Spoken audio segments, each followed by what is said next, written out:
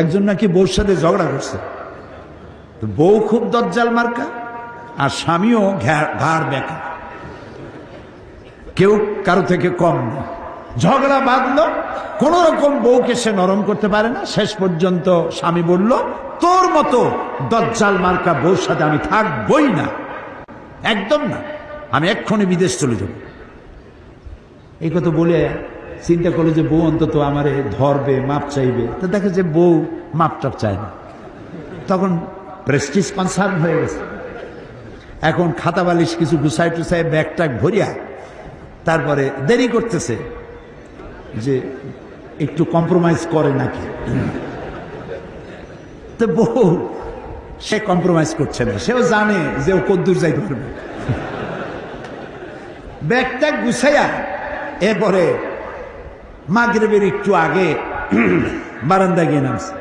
বারান্দায় নেমে বলল যে অনেক দূর তো আসছি, একটু বিশ্রাম করি। এরপরে মাগরিবের নামাজ পড়ছে, চিন্তা করতেছে এখনো যদি একটু সাধে, তাও সাধে না।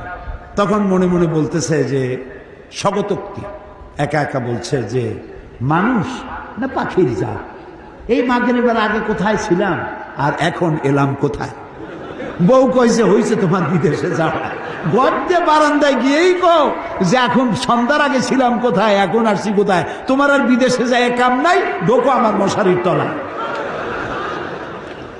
তো বিজ্ঞান কেবলমাত্র বারান্দায় গেছে, চাঁদে যাইতে এখনো সূর্যে যেতে পারে নাই, মঙ্গলে যেতে পারে নাই, গ্যালাক্সিতে যেতে পারে নাই, মিল্কি ওয়েতে যেতে পারে নাই, আকাশেও যেতে পারে নাই। আর তোমার আমার রাসূল 2,32,000 মাইল দূরের চাঁদ নয়, 9,30,00,000 মাইল দূরের সূর্য নয়, সহস্র সহস্র কোটি মাইল দূরের মঙ্গল গ্রহ সৌর জগৎ পার হয়ে 7 আকাশ পাড়ি দিয়ে আর সে আজিবে পৌঁছে গেছেন।